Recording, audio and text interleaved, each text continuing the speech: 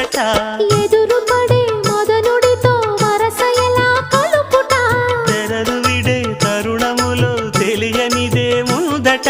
మాయదారి ప్రేమలో ఏం చెయ్యాలట